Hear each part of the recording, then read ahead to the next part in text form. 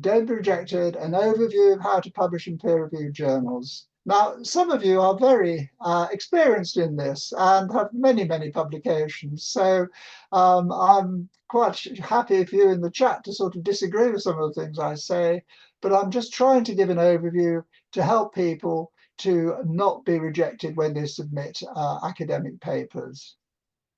So what am I going to talk about? Well, some initial questions, writing for journals or websites or other media, guidelines and recommendations, some tips, the editorial process and peer review, use of checklists, and something about predatory journals.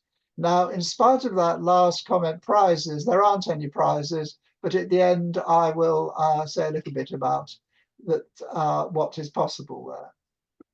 So what are the initial questions? Why do you want to publish? What do you want to publish? Where do you want to publish? And how are you going to do it? So first of all, why? You want to share knowledge. You hopefully like writing. You might like producing online materials because it's not necessarily just going to be hard copy now. You might be doing webinars like this one, videos, all sorts of things. You may want to acquire additional skills to improve your career prospects. Your line manager or your head of department might expect you to, and there might be other reasons. And then what are you going to publish? Results of research, perhaps?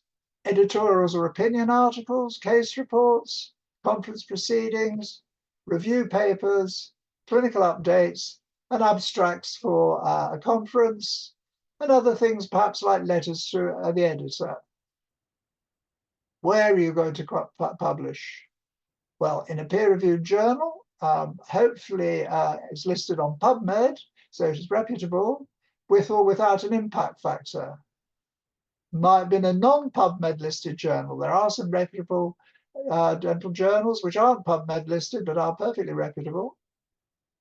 In an online-only journal, in an online journal that requires payment, and increasingly this is happening, on an open access website, in a conference program, or in other places. And how? Well, time is required, and you need to think about that when planning. And materials are required, particularly if you're making webinars or videos or other material, websites, for example. So you need to think about who can help you, particularly with the technical aspects. Make a plan and then think it through. So I've really got to concentrate on writing for journals because I think that's mainly the theme for tonight. Which one? There are general guidelines, but very importantly, read the journal guidelines or instructions for authors, which will tell you what topics they will publish, what style they want writing in. I will be repeating this advice throughout the presentation, and if you remember nothing else, please do remember always to follow the journal's guidelines and instructions for authors to the letter. Now, which one? Well, Glick, who was the editor of the Journal of the American Dental Association, estimated that there were 5,000 dental journals, which is an amazing number. But fewer than 1,000 are listed by PubMed Medline, and just over 100 have a Clarivate Web of Science impact factor. Now, other journals claim impact factors, but they're not necessarily the best impact factor, which is Web of Science. And there are thousands, of course, of non-dental journals which you might be publishing in. What about impact factor? Well, this is the Web of Science definition. It's a measure of the frequency with which the average paper in a journal has been cited in a particular year. And it's used to measure the importance or rank of a journal by calculating the number of times its papers are cited. It's claimed to indicate the success of a paper or journal. But it's very tough, actually, if you're publishing in dental journals, because they all have relatively low impact factors. I think the highest one possibly is Journal of Clinical Perio. That's only got an impact of 5. whereas some of the medical journals go up to 30. Why is this? Well, it's because the size of the audience is actually fairly small for oral health. And the frequency of citation does not necessarily indicate quality. You can sometimes have actually rather dubious papers that got published, but when you are writing a discussion and considering previous work, they may well show a result which is totally out of line with the others, so they get cited. And Lake, Crispy and Scully produced an excellent commentary on the positive and negative impacts and dangers of the impact factor. And I refer you to that. It does give a very good view on this topic. So which one are you going to send your paper to, your manuscript to? Well, on their websites, the journals list the topics that they consider to be relevant to the journal in question. And some journals, usually those associated with special societies, such as Journal of Clinical Perio and Community Dental Health, it is clear that the papers submitted to them should be on relevant topics. And others, such as British Dental Journal or the Journal of the American Dental Association, publish on a wide range of topics. Then there are other journals, such as Dental Update and Primary Dental Journal, which publish themed editions, often on technique as much as on research. But they've all got these specific guidelines, and I stress again, please follow them to the letter. Now, there are also general guidelines, and the two most respected ones are those from the International College of Medical Journal Editors and COPE, the Committee on Publication Ethics. ICMJE has these recommendations on conducting, reporting, editing, and publication of scholarly works. And it says medical, but that covers all healthcare journals. So dental comes under that title as well.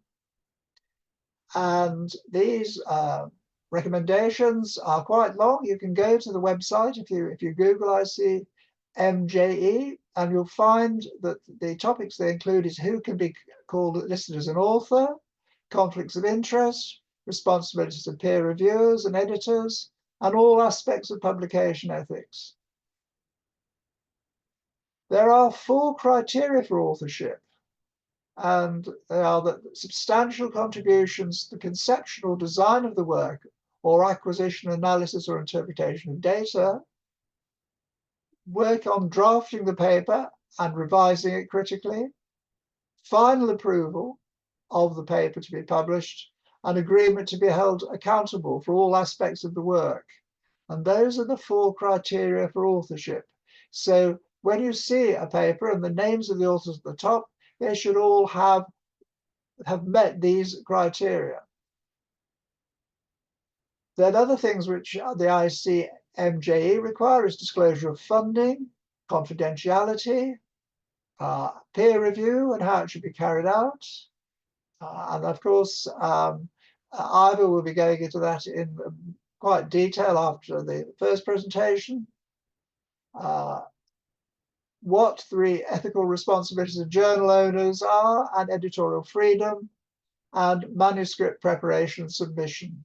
So it'd be a very good idea if you go to that website and have a look at what the ICMJE is recommending. As far as COPE is concerned, they give guidance on what is unethical behavior in publishing and how to report it if it occurs. Examples are publishing false data, plagiarism, making other people's work appear to be yours and just straight copying what they've said without referencing it, taking other people's ideas and publishing them in advance of the originator, and not declaring conflicts of interest. Now, the individual journal guidelines are, as I've been saying already 3 times, are essential reading, and they do vary from journal to journal. And they can be downloaded from the journal's website.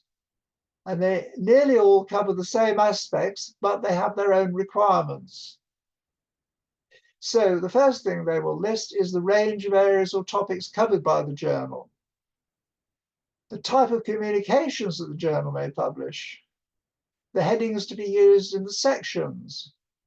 They detail which style should be used for citations and references. I'll come on to that again in a couple of slides' time, and explain the communication to the journal, how they want you to communicate with the journal.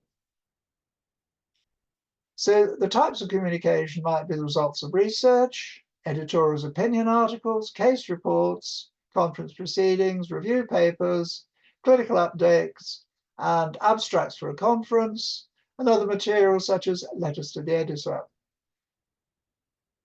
The structure for most papers is as follows: the title page with the list of the authors, an abstract, keywords. Now use medical subject headings. These are or mesh terms. These are listed on the PubMed website. And if you use those, it is much easier for your paper to be found, and there is consistency. So if you're not aware of mesh terms, do go to the PubMed website and you will find a lot of descriptions of the mesh terms, and you can also find the mesh terms there and make sure that you use those as keywords. So classically, you have an introduction, the aim or aims, the methods, the results, discussion, conclusions, possibly recommendations, probably acknowledgements, statement of funding, statement of conflict of interest, and statement of contribution of all the authors, and then references. As far as references are concerned, there are two styles, Harvard or Vancouver. So, for example, if you were giving a citation to a Harvard-style paper, it would be Patel and Khan and the date, but in Vancouver, it would just be a number. Now, a lot of journals use Vancouver because before we had online publishing, it saved a few words in the length of the paper. But from the reader's point of view, it is a bit of a pain that you have to keep flicking or scrolling to the reference list to see what number 10 represents. And certainly in the UK, in academic writing for assignments or for dissertations or theses, nearly all the universities require Harvard, so that when the thesis or dissertation or assignment is being read, the marker can instantly see which paper they are referring to. So here are the differences in the style then. The first one in Harvard, and as you can see, the date goes after the author's names.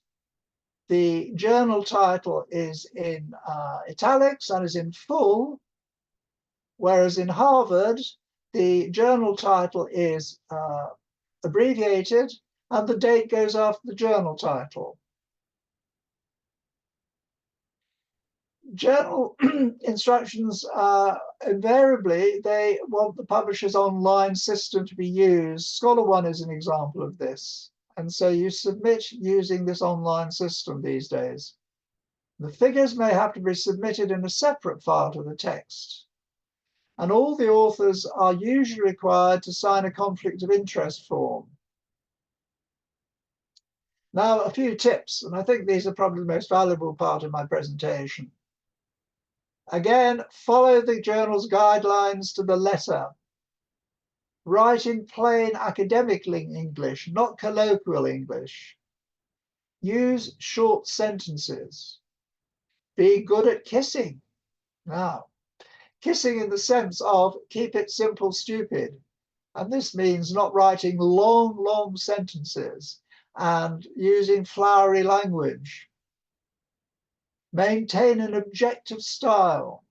If you write in the first person, the I or the we, or the second person, you, those are not objective. I really get furious when I have papers to review or edit which are written in the first person. I say, who the hell are we? Is it one of the authors, all the authors, the dental profession? Who are we? Do not we, please, when you're writing. Always use the past tense when you're reporting research, because the events have taken place in the past. So here we'd have Parsons and Smythe 2003 commented, not that they comment. And that's another frequent error which shouldn't occur. Don't be monotonous. So do not start lots of paragraphs with the word however. There are alternatives which you can use, and they include things like despite and nevertheless. And that just makes the paper easier to read and it flows better. Always report raw data with percentages in brackets, not just percentages. You can have a ludicrous situation where, because it's a rare condition, there are only 12 patients. And someone says 25% of the patients, which sounds impressive, it's actually 3. So always, always put the raw data, the number, in front of a percentage. A matter of style, you should never start a sentence with a figure such as 60%. Always write it in as a word. So 60 respondents, not 60 respondents. Apart from in tables and figures, numbers of 10 should be written in words. So 9 patients, not 9 figure patients. And abbreviations must be written in full the first time they appear in the body of the paper after the abstract, with the abbreviation or acronym in brackets. So in the UK, we have to register with our General Dental Council, which is the GDC. Now, I think for some of you, if you just saw a paper and it started with GDC, you wouldn't have a clue what it was. And of course, that applies to organizations in your country. But I wouldn't have a clue, and I would like to see the full version, please, the first time it occurs. Make sure that the title accurately reflects the project, content of the paper, or communication. So do not write a paper, for example, on something like perhaps dental carers in Croatia, when it's actually about dental carers in 12-year-old Croatians in 2023. So give those full details so that the reader knows exactly what the paper's about. Don't claim more than the results show. And in order to prevent this, it is useful, particularly in conclusion, to use phrases such as, in the group studied it was found that. And then it's clear that you're not trying to generalize your findings to the entire world. It is just that group that you studied. Proofread rigorously. And in fact, get your colleagues to proofread as well, to check for errors in grammar and punctuation. And you can use a checklist, a bit of checklists now. Remember that the data and criteria are plural nouns, so it's grammatically wrong to write data was and the criteria was. The correct versions are data were and the criteria were. And again, as I've said before, proofread meticulously.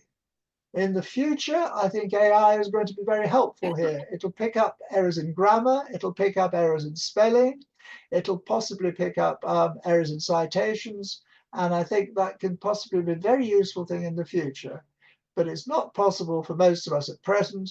You have to take the time and do the proofreading yourself. So how do editors screen papers? Well, the first hurdle is to think, is the communication on the topic of interest to the readership and within the range of topics published by the journal?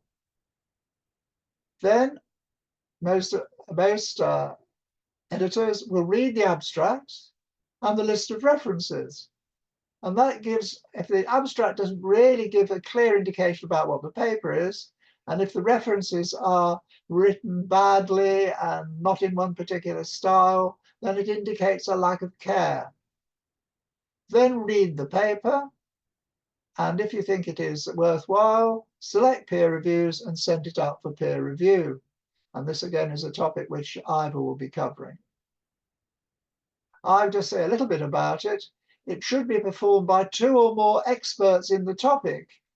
And they should be experts in the topic, but it is very difficult to recruit peer reviewers at present.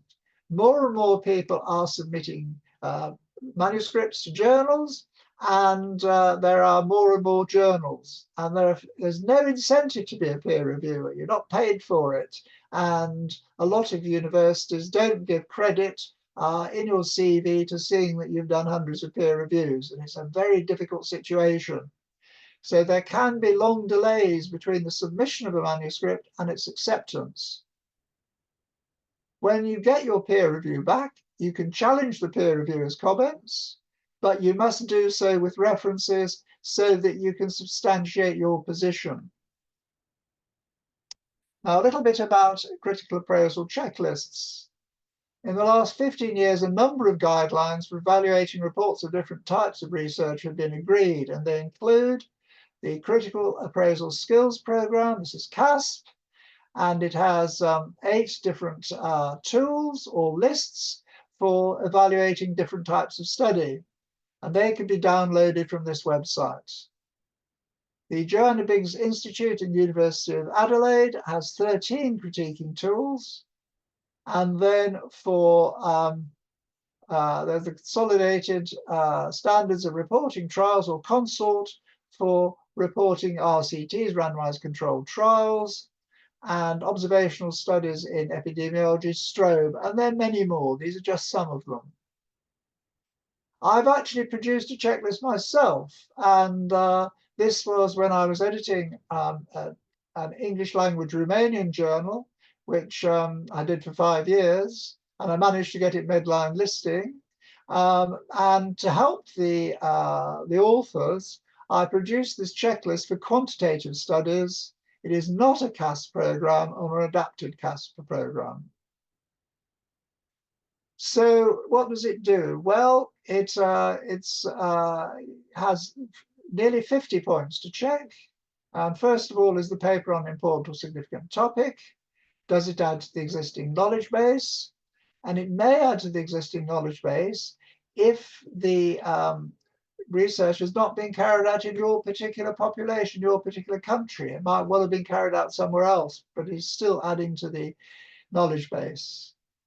Does the title accurately reflect the content? And I've given you an example of that before with this Croatian study, which I added the details that it was in 12-year-olds and in 2023. Does it have a logical construction? Is it need adjusting? Is it too long or too short?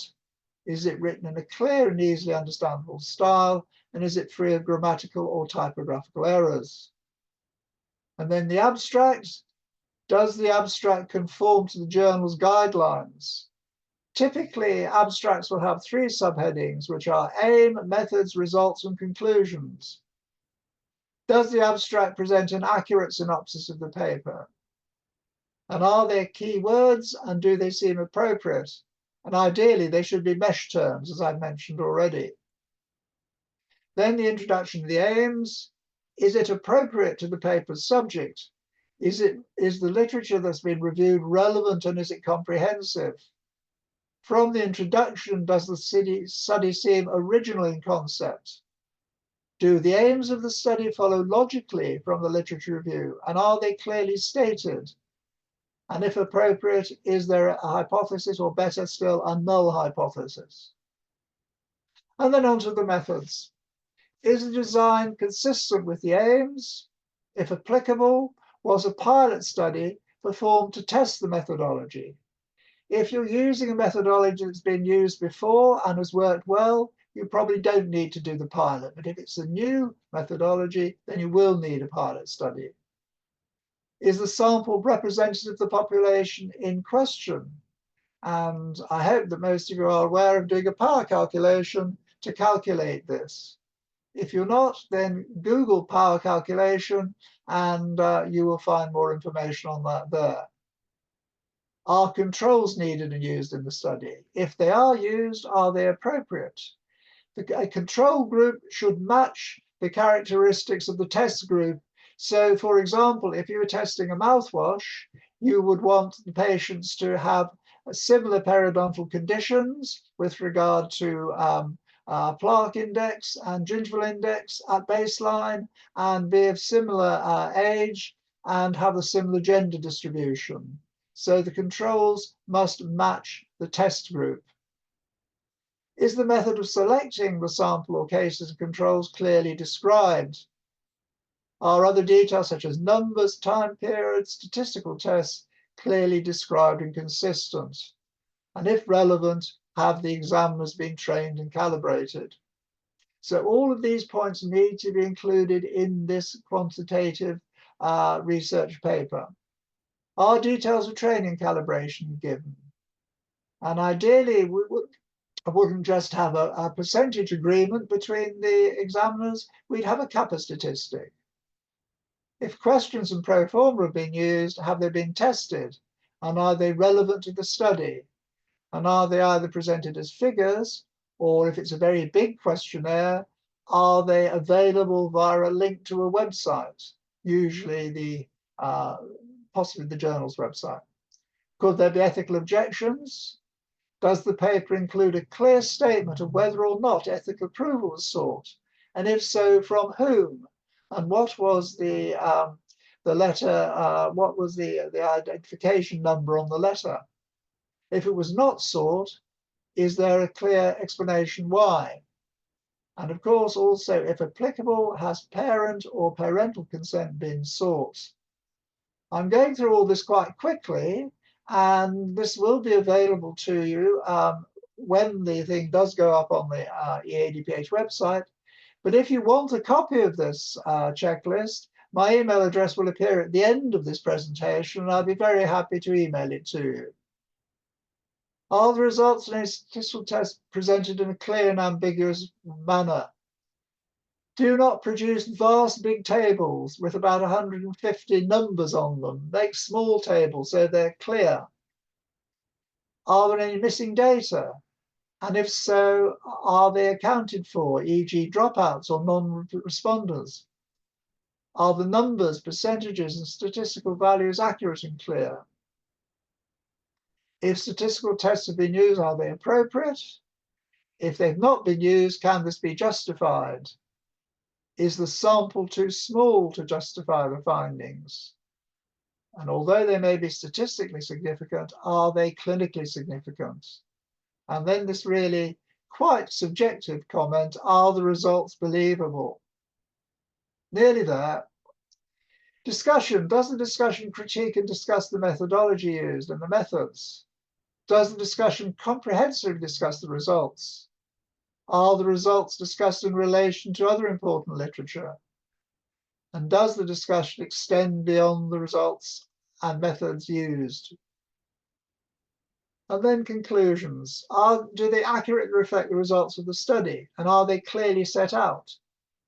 The conclusion should not be a long section. It might well just start with the words, in the population studied, it was found that, and then about 5 bullet points. And to me, that is a very good way to structure your conclusions. Any discussion should be in the discussion section and not in the conclusion section. Is there a source of funding identified? Even if it's just to say this was self-funded, or if it was funded, who did fund it? Is there a statement of conflict of interest? And is there a statement of exactly how each author contributed to the paper? And then the references. Are they accurate, up-to-date, and relevant? Is there any possibility of plagiarism in the paper? And is it possible that some sections of the manuscript have been plagiarized? And then the peer reviewer will give his a recommendation, accept, minor revision, major revision, or reject. So that then is this checklist. Very happy to make it available to you if you want it, and just email me. So what about open or closed access publication? In the UK and EU, if research is funded from public money, there is now a requirement for open access publication. And this may cost between just over €1,000 and €4,000 per paper. So where's that money coming from? Is your institution, your university going to pay for it? Have you factored this into any grant which you've got? And most people do this now. So if you're getting a grant, you put in an element of that for publication costs. Or are the authors going to have to pay for it between them? So you need to think about all this when submitting for open access. So as I've said, this cost should be included in research grants. Nearly 20% of papers listed in PubMed are now on open access. Traditionally, scientific papers have been published in subscription journals. The subscriptions come from the members of a society. So in the case of EADPH, in your EADPH subscription. And in the case of national journals, from the members of that society. But there is closed access then just to the subscribers, and anybody else has to pay. Authors have not been charged in the past with subscription journals, but they are being charged now for open access, as I've explained. And subscription journals now give open access to papers whose authors are paid for it, as, for example, Community Dental Health. A large number of online open access and publishers have emerged. They claim to be peer-reviewed, but are they, and how well? And of course, the more they publish, the greater their income. Now, some are reputable, such as Biomed Central, and they're listed on PubMed, but there are an awful lot which aren't listed on PubMed. Beware of these predatory journals. It does your academic reputation no good for publishing in them. And I've written a short paper on this, and it is in this journal, which is University of Kent Journal, The Publishing Pirates of the 21st Century. So how do you spot a predatory journal? Well, they target scholars through mass emails to ask them to publish in a journal.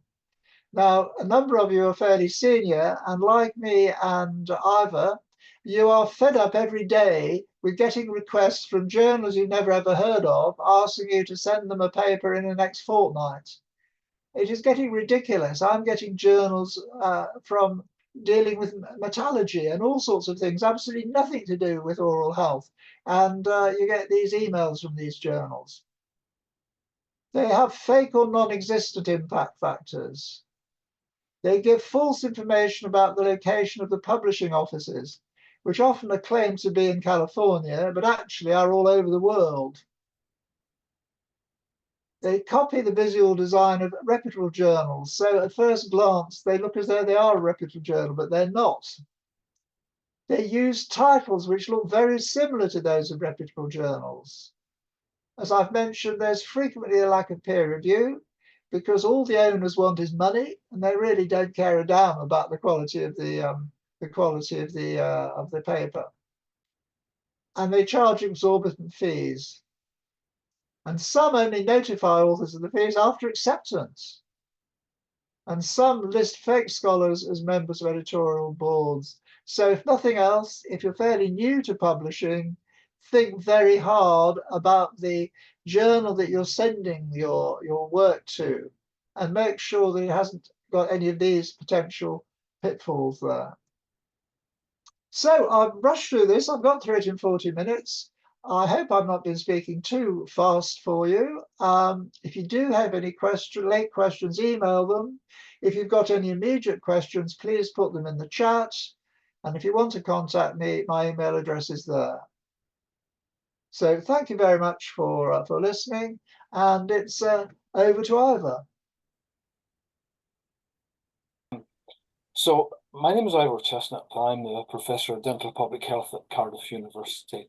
And it's a great pleasure for me to take part in the webinar this evening. And thank you all for being up so late into the evening in some parts of the world as we gather together to consider how we publish papers and some of the things to look out for. Now, Professor Eaton has given you a very kind of detailed and comprehensive talk through the things that you've got to consider when you are sending a paper off for publication. I'm going to approach a similar subject, but talking specifically from the point of view of a reviewer, because of course, all good academic papers should be subject to peer review. Now, why am I qualified to talk on this subject? Well, I've published papers for just over 30 years now, and in that time I've had lots of reviewers' comments back on my work. And similarly, for a similar period of time, I have been peer reviewing other people's work. And so what I'm going to do this evening, I hope, is share with you some of the tips and advice that might be of help to you, particularly if you are new to academic publishing. So what I'm going to do, of course, in all lectures these days, we're required to have learning outcomes. So what I'm going to do is tell you about how peer review works. We will spend some time looking at what peer reviewers look for, and I want to give you some hints and tips beyond some of the formal things that Professor Eaton has just discussed. I'll tell you about what I think keeps reviewers happy. We'll talk about how you should respond to reviewers when they've reviewed your submission, and indeed what you should do yourself if you're asked to be a reviewer. So, how does peer review system work? Well, it begins with you choosing which journal you're going to submit your manuscript to, and I will, again, as Ken has said on several occasions, it's key to choose the right journal for your paper by looking at the scope of the journal and the areas that they're interested in. And of course, in our topic, we'll be looking mainly for journals that are interested in public health or dental public health. Now, when you send your submission to the journal, it will be screened and read by the editor and the editorial assistant. And they will do one of two things at that stage. You may have your paper rejected right away, what's known colloquially as a desk rejection. And in a couple of slides' time, I'll tell you why you might experience a desk rejection. But hopefully, having read your paper, the editor will think that it's worth having the paper reviewed by peer reviewers. And they will send it out to at least 2, some journals perhaps 3, some of the very high-end journals, maybe as many as 4 people review the paper. And the peer reviewer goes through a process very similar to what Ken has just described. They critically appraise your paper and write a report. And they send that report back to the editor, at which the editor will decide to do one of 4 things. On occasion, and it is just only an occasion, you will have your paper accepted straight away without the need for any further modifications. You may at this stage find your paper rejected, and that comes to the end of the road. What's more likely to happen is that you will be asked by the editor to make some modifications to your manuscript based on the reports from the peer reviewers. And that can be minor or on occasional major modifications to the manuscript. So we'll talk about how you deal with these in a moment. Just about the peer review process itself. Okay, it can be double-blind, single-blind, or open. Okay, so in a double-blind peer review system, neither the reviewer reviewing your paper knows who has written the paper, nor does the person who has written the paper and receiving the report back know who has reviewed their paper. So that's double blind. Okay? Although as a reviewer, it's quite often possible to make a guess as to who has written the paper, often because they will be citing their own work and you can have a guess at who has written it. In a single blind, which happens quite commonly, the authors of the paper do not know who has peer reviewed it, but the peer reviewer is told who the author of the paper is. And then increasingly in some open access journals, both the reviewer and the authors are known to each other. And in fact, in some journals like the BMJ journals, then your review is published. This report gets published along with the paper. But let's move on and look at what happens here at this stage.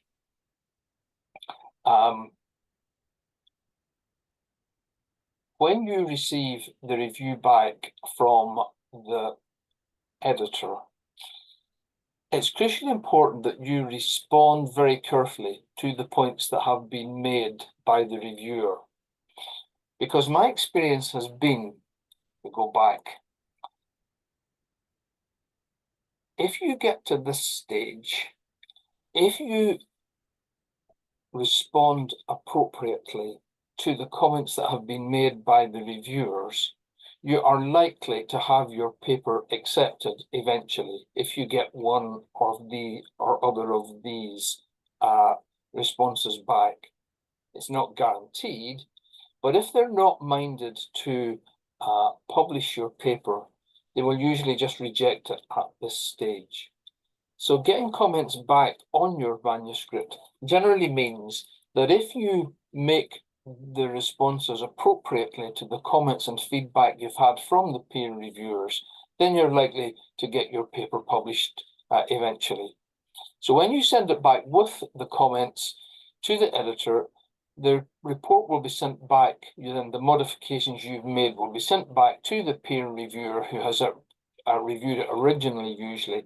They will write a further report and it will then go back to the editor who will make the decision. You might be asked to make some more minor modifications at this stage. Occasionally, you are rejected at that stage because you haven't taken heed of what was said to you in the peer review, and if you or you haven't dealt with it satisfactorily. But if you deal with it satisfactorily, chances are you'll have the happy outcome of having your paper accepted for publication. Now, remember we said that your paper might not make it as far as having a peer review and might be subject to a desk rejection. In other words, the editor just rejects it out of hand at the first submission. And about 30 to 50% of papers that are submitted to journals undergo that fate. And the reason that that happens, well, there's a number here. It may be that the editor decides that the paper isn't in the scope for the journal. So again, we return to this concept of making sure you're sending your work to an appropriate journal. It may be that the work just isn't sufficiently novel. Now, not all publications have to be absolutely brand new, but they need to have some form of interest to the readers of the journal. In our field, sometimes what happens is that the paper is too parochial. Now, what parochial means is it's too local. And we see that sometimes in the case of small epidemiological studies, where someone sends a small epidemiological study off to an international journal, and it may just get rejected at that stage because the editor decides that it's too local interest to be of interest to the wide readership of an international journal. You may just be unlucky in that they've published too many similar papers recently. Sometimes the journal just may have too many papers in their publication queue. Now, that tends not to happen so much nowadays when journals can be published in electronic version, but certainly in the times when you were publishing in paper-only format, that was an issue.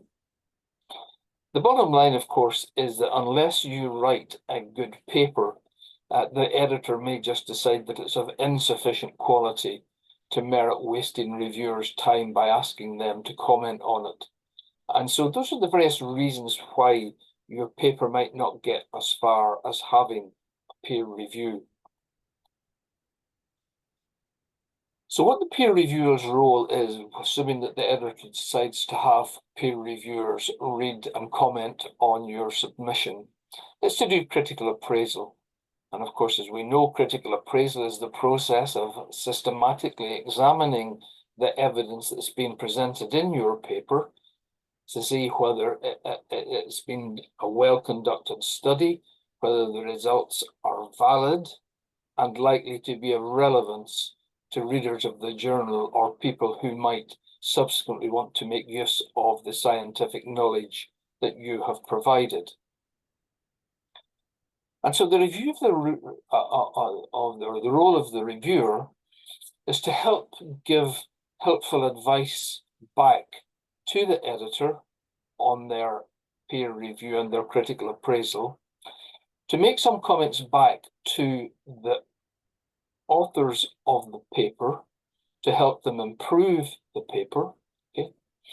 But there's limits to what a reviewer can do in terms of giving you feedback and helpful hints to make your paper better. And if you've written a bad paper, they can't redo your work for you, or if you've chosen the wrong research methodology, there's nothing they can do about that. But if they read the paper and, they can maybe suggest hints and tips to you as to how you could make it more readable, then that's the kind of thing that you can act on when you're submitting your paper. The role of the reviewer is also to make sure that the science is safe and to share their experience and wisdom. Perhaps the most important role of the reviewer is to ensure that the conclusions drawn are supported by the findings. And this is the reason that I would most commonly be recommending back to an editor that a paper needs to be substantially changed, or in fact is not accepted. Because the temptation for some authors is to claim more for their paper than their results support. And this goes for if any of you are at the stage where you're in the middle of doing a dissertation or a thesis at this point in time. That's really one of the most important things that you make sure is that you don't make more of your findings than your results can support. Okay, you shouldn't be concluding what you'd hoped to find. You've got to conclude what you actually did find. Now, what makes a reviewer happy? Well, the kind of thing that makes the reviewer happy is a manuscript that is easy to read, understand, and comment back on. So you want to present your manuscript very neatly, nicely formatted, double-spaced. Okay? In the days when we had paper reviews, it was mandatory to have your text double-spaced, but it's always good to use 1 or 1.5 line spacing in your type to manuscript to make it easy to read. And what I do when I'm reviewing a paper is I put myself in the mindset of an interested reader of the paper. I think, if I was someone coming to this interested in reading the paper, would it make sense to me? And when you write your paper, one of the difficulties is that you've become the kind of expert in what you've done. And it's easy to lose sight of how you communicate to someone who's coming to the paper for the first time. It's also crucially important, as Ken has said 2 or 3 times, and I'm going to say 2 or 3 times as well, that you follow the instructions to authors. Okay? If the journal says that their papers are only 3,000 words in limit, don't send in a paper with 7,000 words. If it says no more than 4 figures and tables, don't send in 6, 7, or 8 figures and tables. Follow the instructions to the authors to the absolute letter. Now, in the steps in undertaking a review, one of the things that's crucially important is the title. Okay,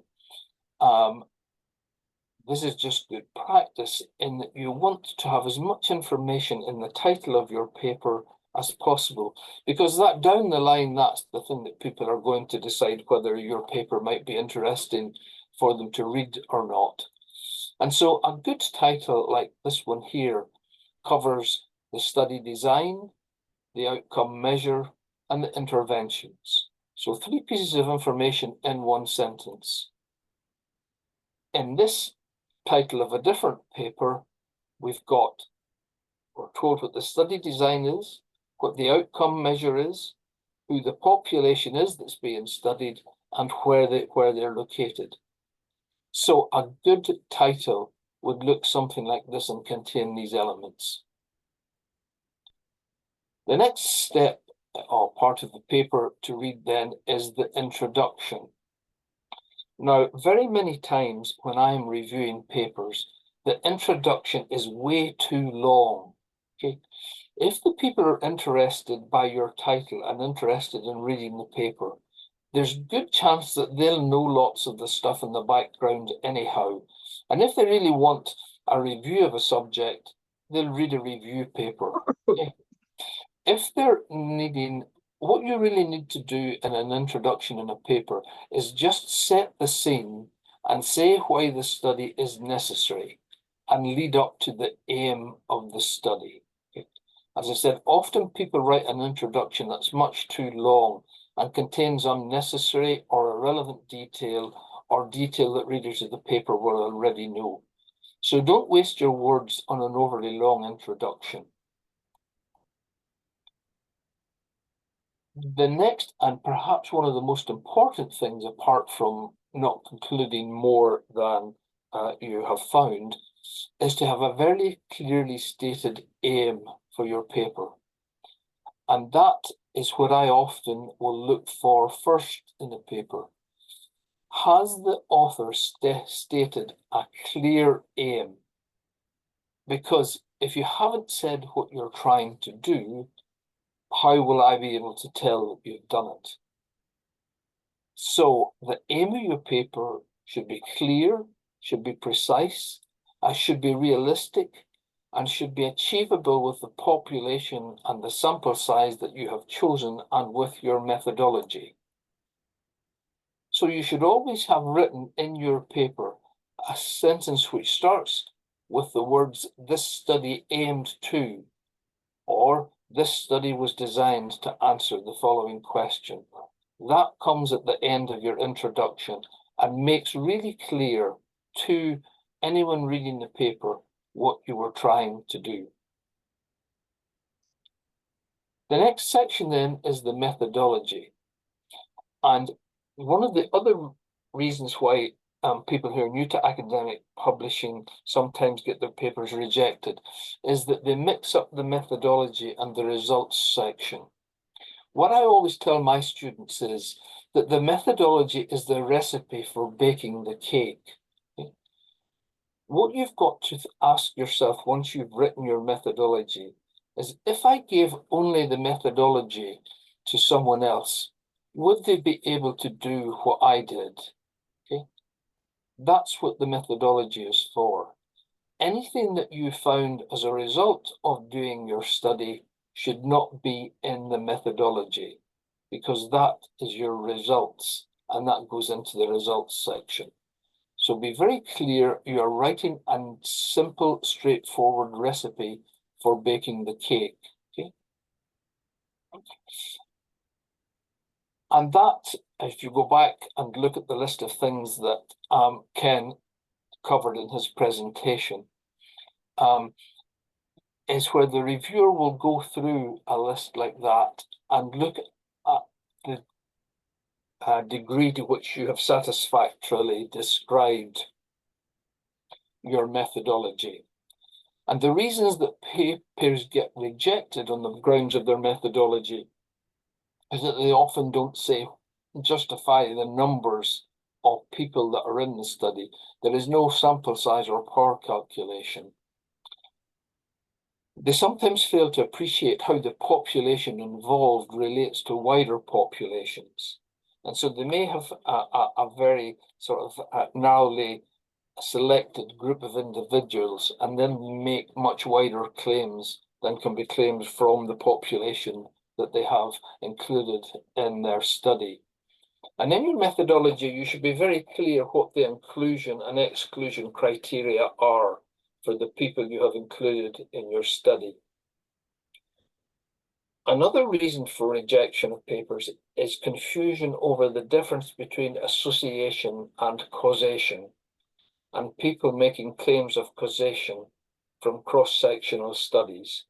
Now, hopefully, any of you or all of you who are in EADPH will have a good idea of the difference between association and causation. But if you're not sure about that, that's a crucial thing for you to understand if you're involved in research. And basically what you've got to make sure is that the study design you have chosen is appropriate to answering the question that you have asked. And unfortunately, I not infrequently will recommend to an editor that they reject a paper simply because it's impossible to answer the question with the study design that's been chosen.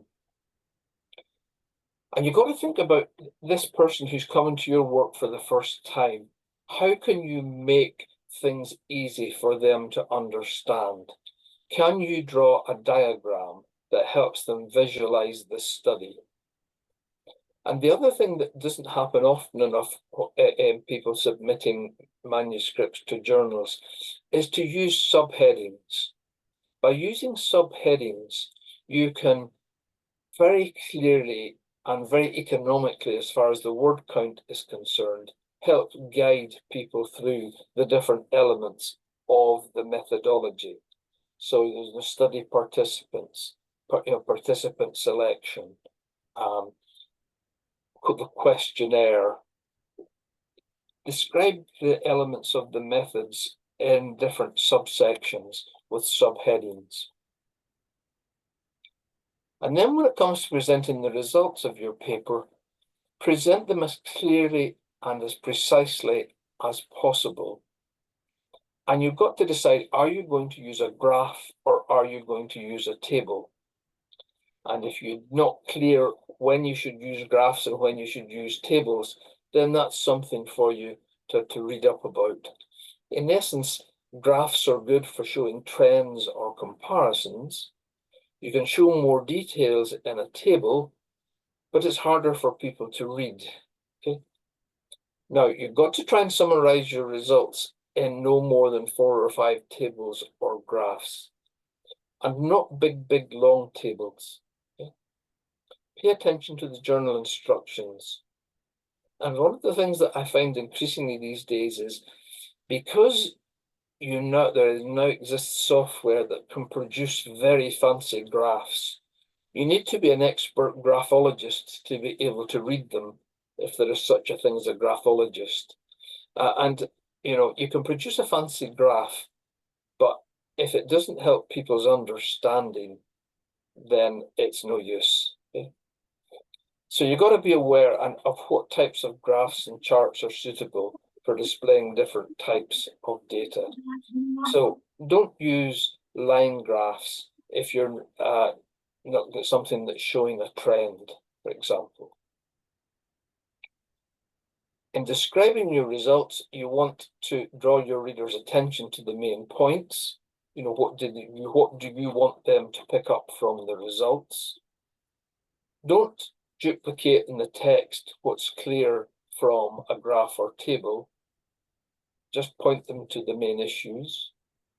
Present your results in a logical order, and present the results in such a way that they enable the reader to see that you have answered the question you asked at the very beginning. Present the results as facts, okay, and this comes to then, I've talked a few minutes ago about differentiating between methodology and results. The next error that people make is mixing up results and discussion. In the results section, you've got to keep there simply the facts as what you found. What you think those results mean, how they relate to the questions asked, or how they relate to someone else's work, that's discussion, and that goes in the next section of the paper. So use subheadings to break up your results and make them easy for the reader to read. Use diagrams to present your results, and of course there are templates that are downloadable from the internet to help you do that. If you are writing up a systematic review, then you can use the Prisma diagram. If you are describing a randomized controlled trial, you've got the consort diagram. So you can have diagrams to represent how you did this study, but you also have these diagrams in which you can present your results. And as Ken said, for just about every type of study you are undertaking, there is a guideline which tells you the key elements that you should include in your report of that particular study design. And if you go here to this website, you'll be able to download or get links to all of the guidelines or reporting guidelines for the different study designs. So this is a consort, which is the things that you need to include in a study, which takes the form of a randomized controlled trial. Now, some journals, so particularly some higher end journals, will actually ask you to submit this diagram or this form in where you say on which page you have reported these different elements of the study. But even if you're not doing that or being asked to do that, you should use this as a guide to how you write your paper. Because if you follow that reporting guideline, even informally, you will be sure to include all of the things that the reviewer will be looking for. Because what we have here is just another version of that long list of critical appraisal points that Ken covered in his talk. And when you can see here it says eligibility criteria for participants. Well, if you're describing a trial that you did, you've got to make sure that you describe that, the settings and locations where the data were collected. It's easy to forget to include that in your paper write-up. But if you just go and write a sentence about each of these things and put them together in that order, your paper more or less writes itself. And then it comes to the discussion of the paper. Now, again, one of the frustrations is that discussion is frequently much too long and too wordy. Okay. Organize your discussion into distinct sections, and again, use subheadings to help direct your reader in what you're trying to summarize what you've found and what it means in relation to what you were trying to find out, how it relates to what was already known. You see, your introduction will set the scene for what we don't know and what we're trying to do, and the discussion then should pick up where the introduction left off and say, this is what this work has done to take us forwards. Don't waffle on. Okay, now I know that waffle in Europe is a nice sweet bread that you get in Belgium and elsewhere. In the UK, waffle means to go on talking nonsense. So don't have a big long discussion, okay? Because again, quite often when I'm reviewing papers, that's one of the things that I've got to go back and say is reduce the length of your discussion by 50%. Now, when it comes to limitations, what all reviewers are aware of, at least any that have done any amount of research, is that it's very difficult to do the perfect study, okay? And so it's good for you to point out what the limitations of the study are. And sometimes, if you haven't done that, if they're reasonable, the limitations of your work, the reviewers will come back and will say, well, you need to caveat your findings by saying that. But what isn't acceptable is to, in your discussion, say the limitations of this work are when they are things that you could reasonably have been expected to control. Okay. Writing limitations and excuses for why you have done bad work is not the way to get your work published. Okay. You often, well, not often, but you occasionally will see people making excuses. They work out the kind of things that they think the reviewers are going to be critical of and try and get ahead of the game by putting that into their discussion. That won't work. I've said this already, but I'm saying it again because it is so important. Be modest in what you conclude from your findings. Say what you have found and can prove, not what you had hoped that you would find. If you make unacceptable claims for your work, I'm going to come to one of the following conclusions. I might just simply conclude that you're a bit naive. Perhaps worse than that, I'll conclude that you don't understand your work. Worse than that, I'll think you're a bad researcher. And worse than that, I'll come to the conclusion that you're deluded or not safe. Okay. So, this is one of the things that you definitely will get your work rejected for, is if you make claims that your work doesn't support. So just to kind of summarize again, these kind of things: neatly formatted paper, use line space. If you send in cramped text with a small font and an old boy like me whose eyes aren't what they were at one stage, then that makes it difficult to read. Definitely add page numbers to your manuscript. Okay? When I'm writing the report back to the editor to send to you, I will make a bulleted list of the things that you need to take account of.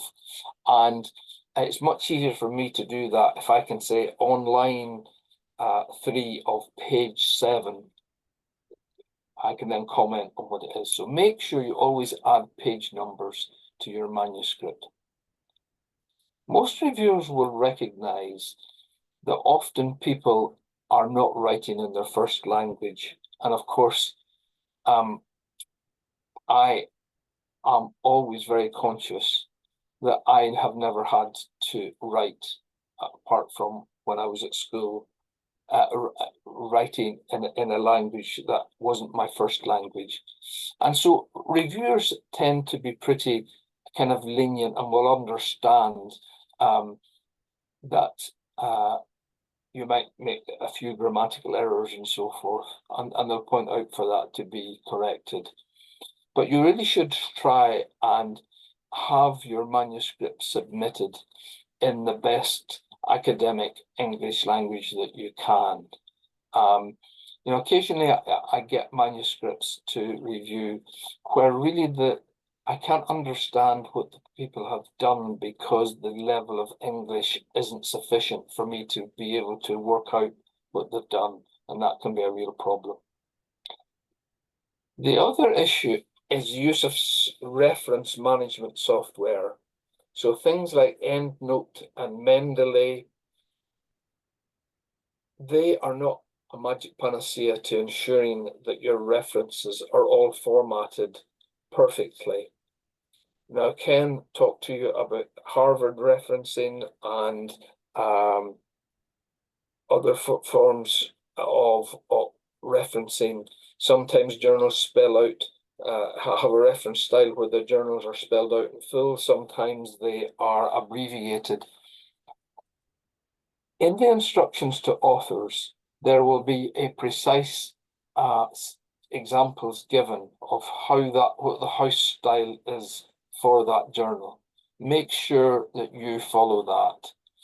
You've got to choose a journal style from EndNote or Mendeley or whatever reference management software you're using that's as near to the journal as possible. But you may have to actually go in and format it manually. If I get sent a paper where the references are all jumbled in different types of formats, that tells me or suggests to me that you haven't paid great attention to the detail that's necessary in good scientific writing and good science. Continually think of the reader who's coming for the first time. Use subheadings, as I've said. And when you're ready to submit your paper, hold off sending it that day, unless you're right against a deadline. Because when you think the paper is perfect and finished, leave it until the next day. Because when you've had a good night's sleep, when you read it the next day, it's amazing how many little minor errors you will pick up just before you send your paper off. So never send your paper off in a rush, okay? Because carelessness in the production of a paper suggests to me as a reviewer carelessness in the conduct of your research. Now, let's get back to what happens when you hear back from the editor with the comments of the reviewers. When you get a good review back, it's one of the real pleasures in academic life to have your work looked at by a colleague or a peer, and they come back and say, this is good work, and they have none or a very few comments to make. That's always a good feeling. Okay? If it comes back and you feel like this, then that's not unusual. And if you have these feelings about the person who's refereed your work, then that's not unusual either. Okay. The issue is you've got to deal with those comments back. Now, remember I said, if you get to the stage of having your manuscript sent back and asked to make changes to it, that means you're still in the game. If you were not going to have your paper published, you would have been rejected at this stage. So none of these things will apply. Again, the thing to do, having the back from the reviewer, is if you feel angry, read through the points, put it aside, and look at it again the next day. And when you go back and look at it, what you will think is, oh, the changes that the reviewer is asking for perhaps aren't so unreasonable after all. And if you play your cards right, there's every chance you're going to have your paper published. So what you've got to do is to respond back to the reviewers in an appropriate way. Okay? So what you've got to do is to make the task for the reviewer as easy as possible in terms of how you have taken on board what you've been told and how you've dealt with the comments back to you. Now, a good reviewer will have provided their comments back in a numbered list, and it's your job to respond in detail to each point. And if they haven't numbered the list, you add numbers to the list of the report that the referee, the editor has sent you back. Be polite in responding without being kind of over the top, because what we're having here is academic conversation. Okay? It's a professional business communication back and forth, not a grudge match or a love-in, okay? And the other important thing is, if you're the corresponding or the lead author, in formulating your response, don't feel that it's your responsibility alone to do that. Make sure that your co-authors help you formulate the response back to the editor. And what you've got to send back is three things. A letter to the editor in which you set out each of the points, copy them, put them in the same order, and say whether you agree or disagree. If you disagree, say why. If the referee is genuinely mistaken or has missed something, you can say that politely. Say how you've dealt with the points, but don't ignore any of the points made. Because if it's too difficult and you ignore it, then that's how you get rejected, having been given the chance to make the changes. In addition to the letter, pointed out how you've dealt with all the points, send a copy of the manuscript with the changes highlighted. Just background highlight all the changes.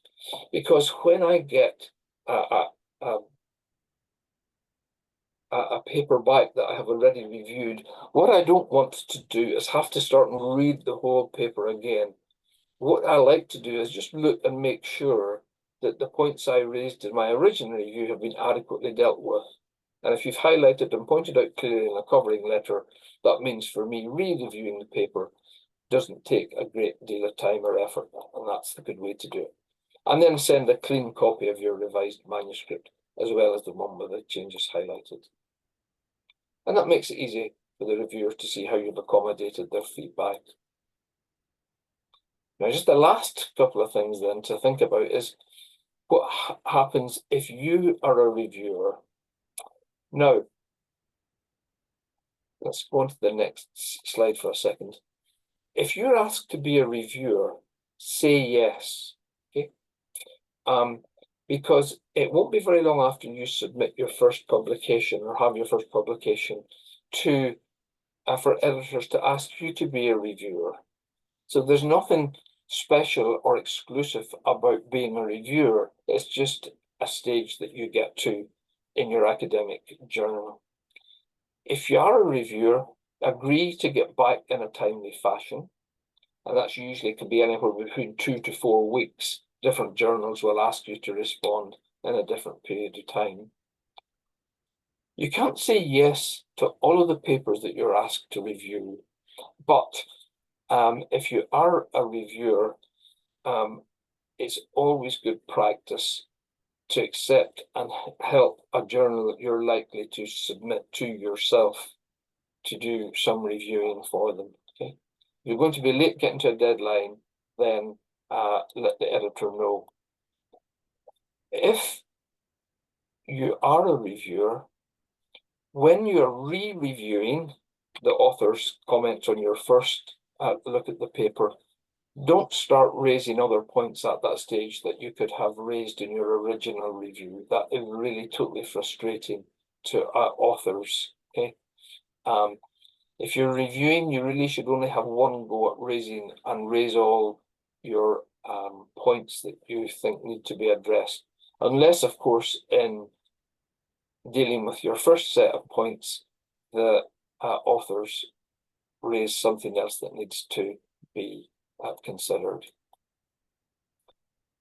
So finally, a good reviewer will help you improve your manuscript. Reviewers like papers that you can just read and say, yes, this is great. I've enjoyed reading that. I've learned so much. And the way that you can do that is to submit a good quality manuscript following the advice that you've had this evening from Ken and from me. Get your senior authors to read and comment thoroughly on your paper before you submit it. Okay. Now, I know this can be a bit frustrating because sometimes senior authors can sit on papers for ages.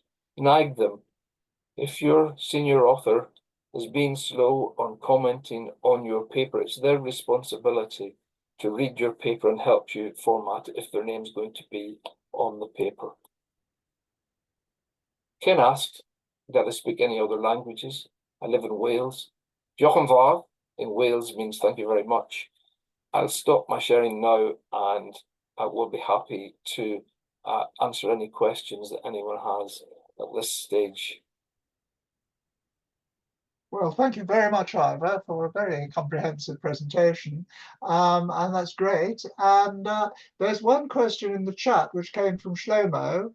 What effect will the new paying policy have on scientific literature? It will not affect the quality. Ivor, I would say that no, it won't affect the quality, but what it does mean is if you are a first-time author, it can make it tough for you unless your academic institute is backing you to pay the fee. Occasionally I've been co-authors of paper with 5 or 6 authors and we've split the cost between us. But then we have this problem that some people come from relatively rich countries and others from relatively poor countries. And how can you equitably split the cost between you? So can I just make a point about paying policy? Okay. You only have to pay if you want to have your paper open access. Okay. Now, the Journal of the European Association of Dental Public Health and the British Association for the Study of Community Dentistry, as you know, we have a joint journal, Community Dental Health. That journal will be changing publishers in January, and it will remain as a hybrid journal. And so you only have to pay to have your work published if you want to have it open access. Your paper will be readable by all members of both associations, and also if your academic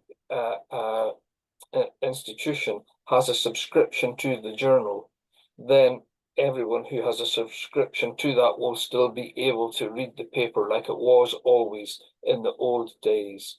So I think it's important to realize that you don't always have to pay to have your work published. And in fact, you need only do that if your funding body requires that. And if your funding body requires that, then they should be providing the funds to pay for publication as part of the grant for funding the research. And if you're applying for a grant to do research, then you should include the fees for open access publication if that's what you want, if that's a requirement of the funder. Well, I'm not sure if thank you. if that answers Shlomo, does that answer your question? Yes, of course. Thank you. Good, that's okay. I can't see any other questions in the chat, which amazes me somewhat, but are there any other questions before we wind up? Or if there are, do you want to email them to Ivor and to me? That would be a very good thing to do. Well, I think we've been going for nearly an hour and a half, so I congratulate those of you who've stayed the course, and I hope you've heard some useful tips.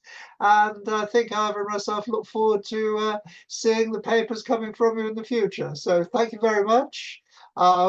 Those of you who are in the distance, I hope you sleep well, and hope to see you all in person in the not too distant future at the next EADPH conference. And a big thank you to Danielle for controlling us. Thank you, Danielle. And thank you to Ivor for his superb presentation. Thank you, Ivor. Thank you, Danielle, and thank you, everyone. And I wish you all a good evening. Bye then.